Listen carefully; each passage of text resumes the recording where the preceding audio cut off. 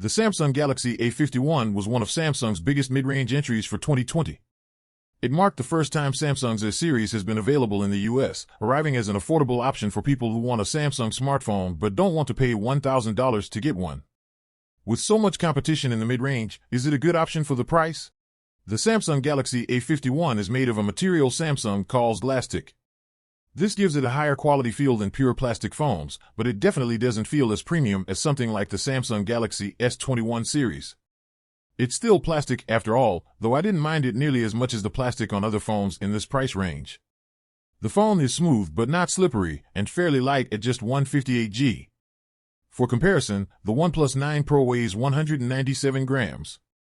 The rim of the device is aluminum and feels pretty high quality. On the right, you'll find a power button and volume rockers, with a USB-C port, speakers, and a headphone jack on the bottom. The left side of the phone houses a dual SIM card tray, which can hold 2 SIMs and an SD card up to 512 gigabytes. While most phones double up on the second slot to allow for either a SIM card or micro SD card, the A51 has 2 dedicated SIM slots and a separate micro SD card tray. That's nice to see. I quite like the crazy color and design on the rear of the device. It's definitely different, and I appreciate phones with interesting colors. The model I have is Prism Crush Black, which gives off a sheen of rainbow color when hit with light from the right angle. It also comes in Prism Crush Blue and Prism Crush White, which offer similar rainbow-colored reflections. The speakers on the phone got fairly loud but lacked any sense of bass.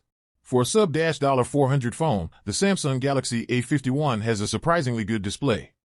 Most mid-range phones use LCDs instead of OLEDs, but Samsung was able to stuff in a large OLED screen with a fairly dense pixel count.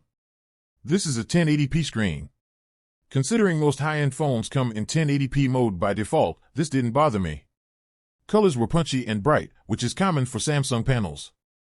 It's great. There's an optical in-display fingerprint reader on the Galaxy A51. Unfortunately, the fingerprint reader is slow and inaccurate. It took about 2 seconds to register my fingerprint every time. Moreover, the accuracy rate seemed to be about 50% while I used the device, which is pretty bad. You might be better off using the pin unlock or even the 2D face unlock option for speed and accuracy. With a mid-range Exynos chip and just 4 GB of RAM as standard, we didn't expect performance to be great on the Samsung Galaxy A51. After using the device for a while and running our benchmarks, we confirmed our fears. I haven't said this about a phone for a while, but the Samsung Galaxy A51 is slow. You can feel a delay opening apps and multitasking, and there would often be stuttering while swiping around the UI.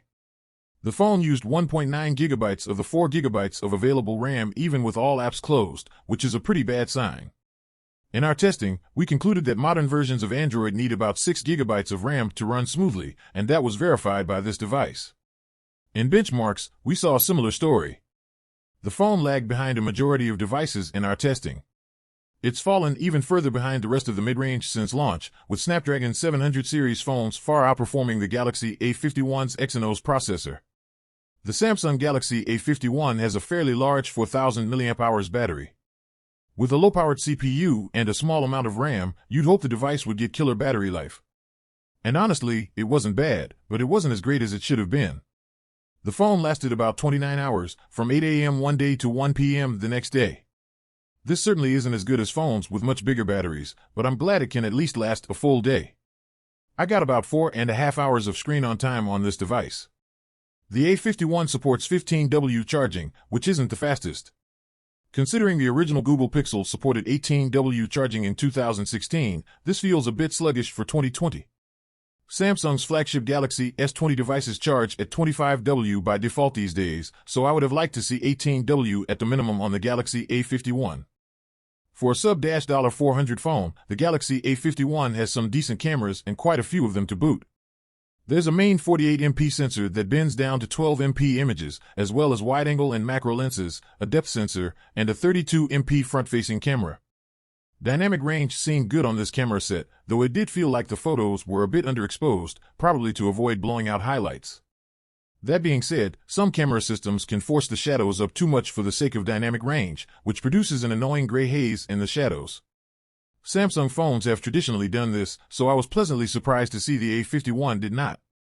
Colors were generally good, but the A51 tended to oversaturate specific colors such as blue and green far too much.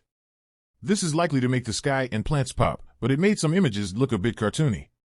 Samsung has always done this with its camera systems, though, so I'm not exactly surprised. The depth sensors seem to help quite a bit, and I'm glad it works on more than just people and animals. While the bokeh could definitely look a little more natural, object detection and cutout was pretty accurate. I was pleasantly surprised. Hair detection remained fuzzy, but that's common with artificial bokeh.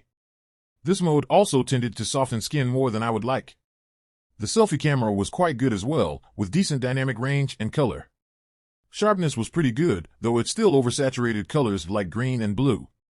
The MSRP of the Samsung Galaxy A51 has dropped to just $349.99, and it can be had for much less. You can easily find the phone for under $300 if you shop around. At that price, it's hard to ignore the value Samsung is offering with the phone. With the A51, you're getting a really great screen, decent build quality, some okay cameras, and even a headphone jack. It's also offering 3 years of guaranteed software updates which guarantees support until at least Android 12. However, while the build quality and screen are also great, the subpar performance of this phone is its Achilles heel. And for the retail price of $349, the competition is very, very high. What do you think? Tell us down in the comments section. Be sure to subscribe and activate the notifications bell. Thank you for watching.